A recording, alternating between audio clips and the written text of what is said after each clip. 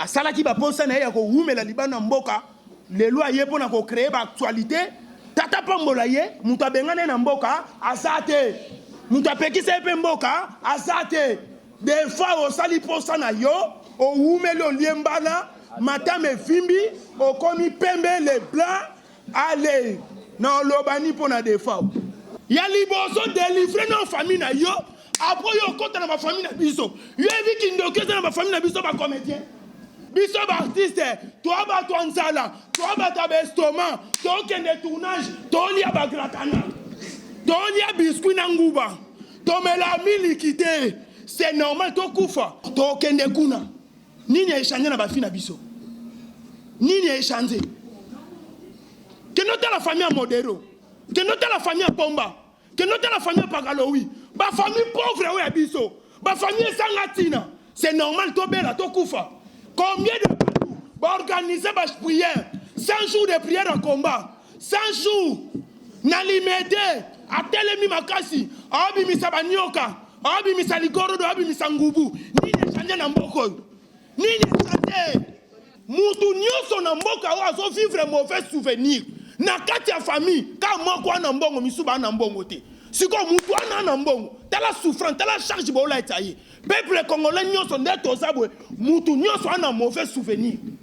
Vous qui nous captez de partout dans le monde à travers cette très belle émission Face à la presse. Face à la presse, c'est une émission conçue par l'association de presse en ligne du Congo, APELCO en sigle. Et aujourd'hui, dans le cadre de l'actualité, nous avons reçu pour vous un acteur comédien bourré de talent, un ancien du groupe Les Bons Samaritains qui est dirigé par le pasteur Jean-Paul Mayata de la Foi. Et aujourd'hui, il s'est décidé, après plusieurs années, de faire son parcours. Et par rapport à chaque événement qu'il organise chaque année, on va parler de lui, on va parler de son parcours, on va parler de son événement. Il s'appelle le pasteur Lité Akanda. Pasteur Lité Akanda, bonjour. Bonjour Papa Junior. Bonne santé. Oui, tata na biso ya likola zobatela na sangolo na ye vraiment qui miezali. En fait, pasteur, c'est l'émission Face à la presse. Tous a besoin au sala exposer, ou expliquer batou événement organisé chaque année, comme la 40e édition. Et là où tu avais reçu la vision, il y a Obandosa l'événement chaque année. Et puis, il y a une spécialité à année au Yozanin parce que tout le monde libanda, on a comme l'impression que sponsor moko aïe, pembe na pour soutenir yo. Il y a liboso, merci pour la question papa. Na pesi bambote na ba nyonso bozolanda biso na tango yo. Tata na ngai ya likolo apambola bino, merci pour la confiance au bozo pesanga à tout moment pour na musala, topé grâce au Nzambe tata asalinga ngolu pour na poussa na katango nyonso liboso na bino. C'est-à-dire Nzambe asalinga ngolu moko apesinga vision sur Lité Akanda tant qu'artiste, comédien, artiste humoriste. Tout ça là qui première édition na niveau ya Apocalypse 22. Malgré les difficultés qui m'a cassé, mais quand on a biso à sala ki ngolu première édition na Apocalypse 22 et le cas qui très kitoko. Nzamba eko pesa biso le sou makasi to eko sala deuxième édition na imika na matonge parce que ngaza mwana changu na lobaki te pona confirmer et si kanini nzamba zo memanga na lobité na koko suki sa vision na ngaka na changu te na mabele na ngate pona mtalisa ke na mimona ke na za déjà grand topé place na komi na memi yango na communion nga na bota mate na communion nga na qualité nzamba sala ki ngolo ezala ki play ya craquer batu bayaki ba manifester qui malgré batu bazo continuer toujours qui mutema mabe na makambo yo mais nzamba zo confondre bango pe ezo leka toujours kitoko makasi ndeto eko vanda lokola nzambe tata zo batela biso na sala édition na ngana mois de février mois de mars mois ya ba mama na préférer ko sala ngobongo parce que na linga ba mama mingi maté na nga mingi communication na nga mingi na bundela ka sir ba mama. Mais natala qui par rapport à la citation ya mboka, citation politique, ezala ki simba benda opposition politique. Na ningina cha mwa kimia bwena kati ya makambo politique bazo yokate. Na lobité lokola ki teti na politique ezo continuer na eko mema yango na 8e mois le 11 awa sikoyo mo bangen édition troisième édition Lité ya Kanda peut to dénommer yango lokola sous-thème nango journée culturelle. Nous allons parler sur plus culture na biso to wuti wapi to komi wapi pe tozo kende wapi. C'est-à-dire ngai nzamba salinga ngolu pa salinga grâce na signé nyonso liwa na signé ngo parce que za nzela na biso sengeli to kufa.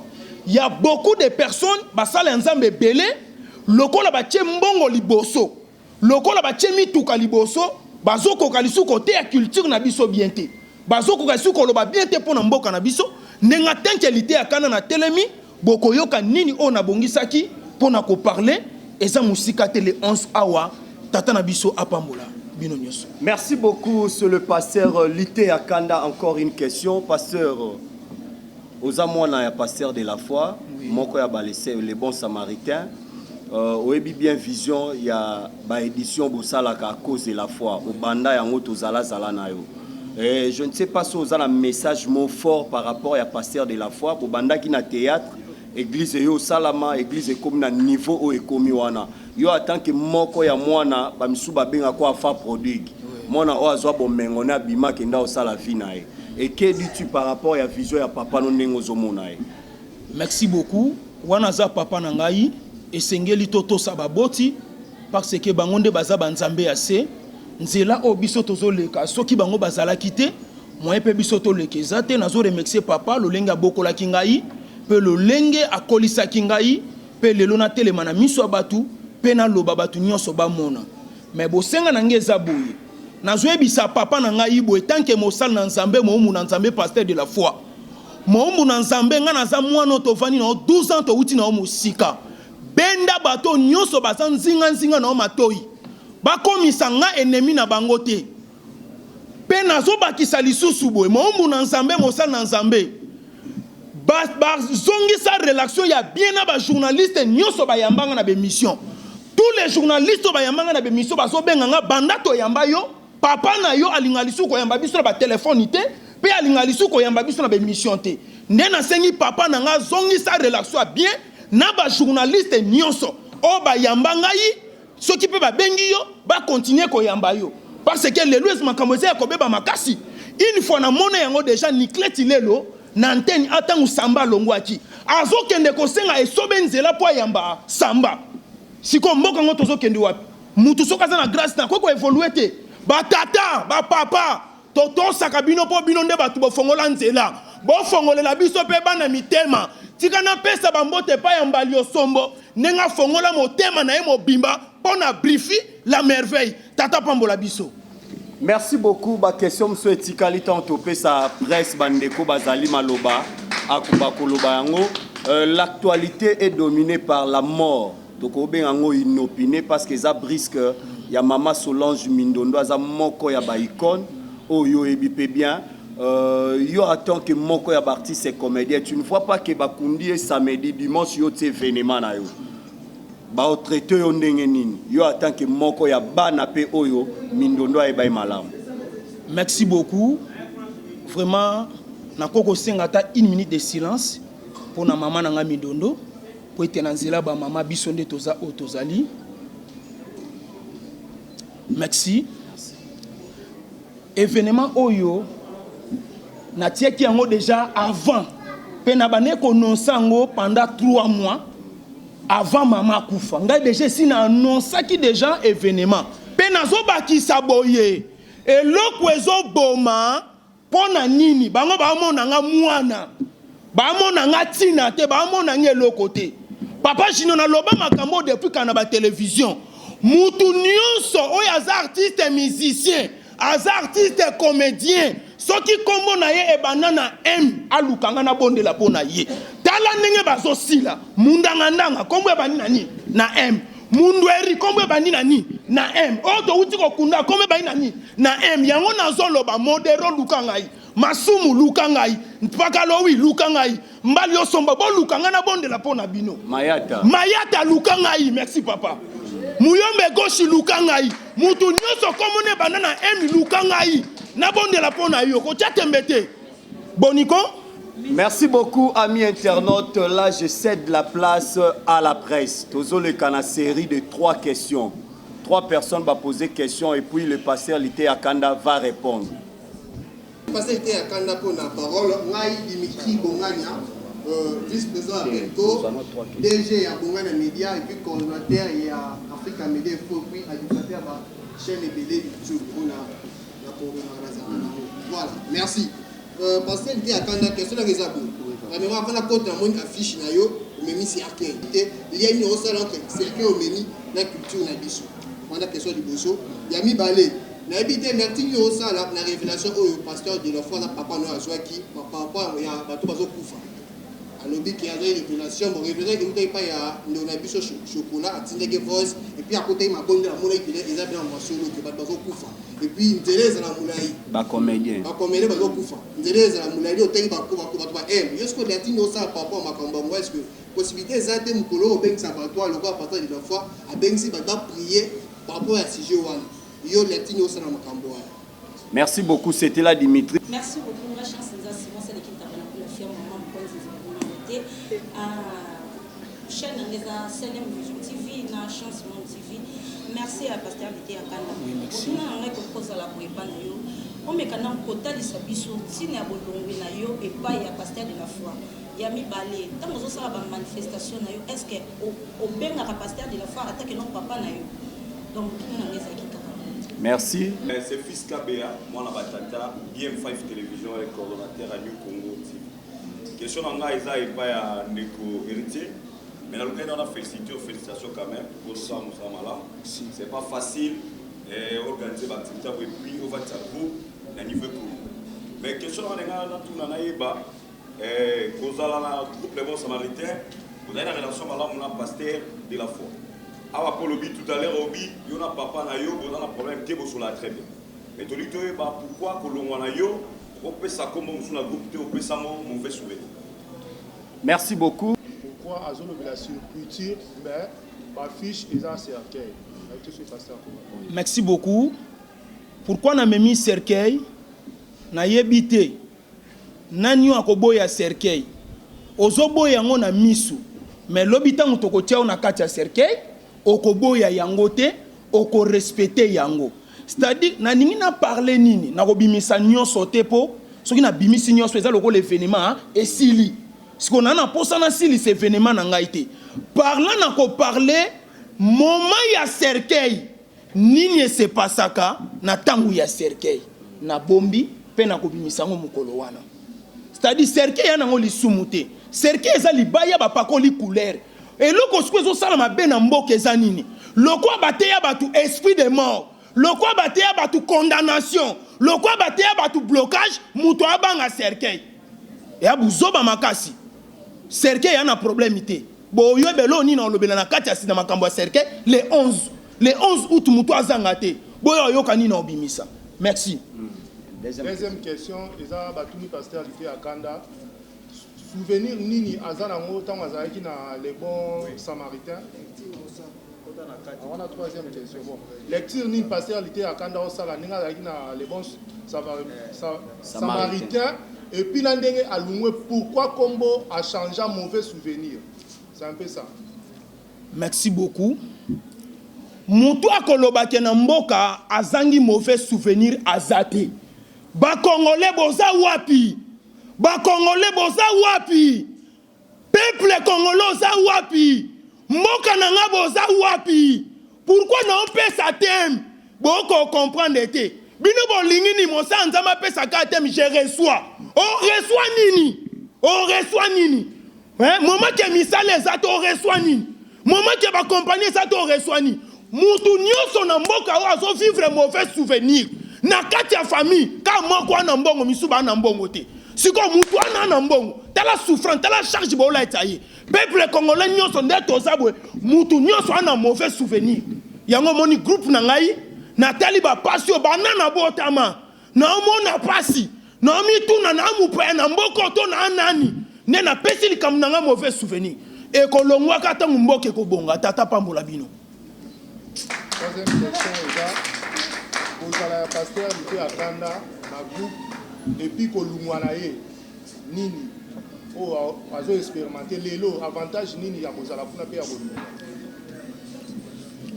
avantage nanga lelo ya kolongwa po naza ko se sentir libre makambo nazala nango posa na te ezalaki bloqué ezalaki ya kobombama parce que vision nanga na vision ya papa nanga etikala ya kobala na te etikala ya kokoka na te nde yango siko na longwe naza ko se sentir makambo ezokende bien et puis moi je suis libre nazoloba comme il faut na mosala nzamba perete na mosala nzamba ngoto bobote na mosala nzamba yongololo to babanga liwa obanga liwa po nini peuple oke na osila yo obanga liwa po na nini so lobi vérité obanga tata pambola biso.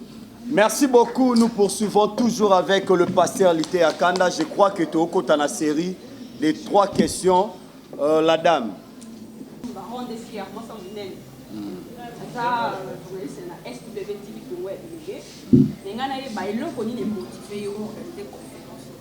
Qu'est-ce qui va vous motiver en premier? Et ma deuxième question, tant que temps on a le titre influence, comment se fait-il un mauvais souvenir là? Pourquoi la négativité n'est pas là? Répondez à la question. Répondez à la question. Il n'y a pas de problème dans notre part. La coordonnatrice est à pour vous suspendre de pasteur Lité Akanda, question d'anglais, ça dit la groupe na yo mauvais souvenir. Est-ce que là on sait la casting na yo? On se rappelle tant qu'on veut que sa pasteur de la foi a joué. Deuxième question, ça dit qu'on a mis le que sa pasteur, comment on a pasteur Lité Akanda. Qui d'autre? Troisième question. Et là, on est motivé à la conférence. Et là, on est motivé à la conférence. Et là, on est motivé à la conférence. Et motivé par les caméramen. Et motivé par les journalistes. Et na remercier bino, na féliciter bino.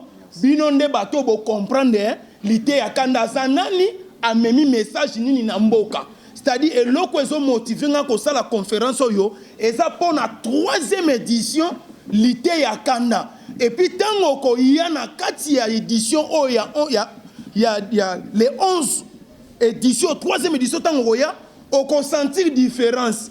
On peut sentir Lité Akanda à une amateur solo. On peut sentir Lité Akanda à un peuple congolais. On peut sentir na katinanga même tribalisme. Merci. Deuxième question, mauvais souvenir na yo eza nini na ba titre au ça va au contraire par rapport il y a mauvais souvenir. Na ta loba makambo esengote. Na ta loba makambo esengote pour na vivre na ngape sengwangote. Na yo ka pe sengwangote. Bino biso bo sepela na makambo ngana o sepela na ngote. Boni boyeko ba ko sabiso na ba orphelinat. On a ki otala ba orphelin papa. Côté la bafélin ça m'a bête mais tant que côté la bafélin faut yeba oloba pour na mboka na yo telema orphelin wana lobi tanga comme orphelin yeba banaka ko salisa bafélin orphelin wana le loi za mwana loba ko koma mutu faut sala musala abota bana aboko la bana bazo flatter bino bozo yeba te mauvais souvenir et ça peuple congolais nyonso 95% ba vivre ba mauvais souvenir na makamu na ngana ocha titre bien te ocha je le reçois ozwani na reçoit bilangezate ana fermete ana mbongo te ba misu ba bimisa batu mbongo na nzoto mbongo wana bimisa ngona nzoto sala biso banki ba chrétien boni boyeko to ana mauvais souvenir ba tchaki pe motema na église ba su ba déception lelo ah tablo papa mana. Troisième question, ça va tout la pasteur Lité Akanda. Kozala na pasteur, eza donc to eza ka yemoko comme pasteur. Et puis pour to souki ça va tout pasteur Lité Akanda na édition nyonso o ele kaka et là on y a retenir et puis pourquoi ça la rango. Merci beaucoup. Na botama artiste. Na botama na ba talent kati na ngai. Naza éducateur ya mans. Naza éducateur ya buzoba te. Na banga pe mutute po achelinga mbongo ngana changer scénario na ngai. Markaki déjà que attitude na ngai na ko telema et komaki mabe. Kolongwa na ngai yango wana. Papa question nini? Et puis moko atunaki au sala ka bédition pour na ko merci. Wana za papa soki azala kitenga na koko bimate bozo remarqué te nga nazo sala ba édition na nga te pona ko se comparer na nga na papa sala ka ya na ba terrain bolandaka pe maka mususu na ba terrain na zelu na poussière to silisi to beli ba rim oya nga na ocha na salle na VIP mama ko sekate ko to beta na we mosala ngama memi biso place oyo to bela to trouvango normal nga na sala ka na ba salle na tour à piscine par rapport à l'organisation tant to osilisa mutu abela te mutu ale la rimité poussière te zonga na nzoto yaki soin ozongi soin non c'est comparé na papa na nga na ndeni papa mutabana makama ba édition to yekuta yeko bana ngwana ebandeli édition peuple congolais faut se sentir libre sala o esa posa na yo tata pambola biso. Pourquoi Kolongwana hérité maman na pastoralité à Kanda eza question mon monde quoi tunaki. Oui, eza mabete. Lelo to komi ko monango. Batu nyonso batelemi awa. Na mutu apesi kombo ya botama nango na ndako azate. Ba mambweni baza bapesi kombo ba Brenda. Ba lukurusuda baza bapesi kombo ba nani de la presse. C'est comme ça mutu nyonso nenga kola kana vie. Tata pesa kinga héritier famille. Na eko fana na comprendre que ça comme ba faible ba master ba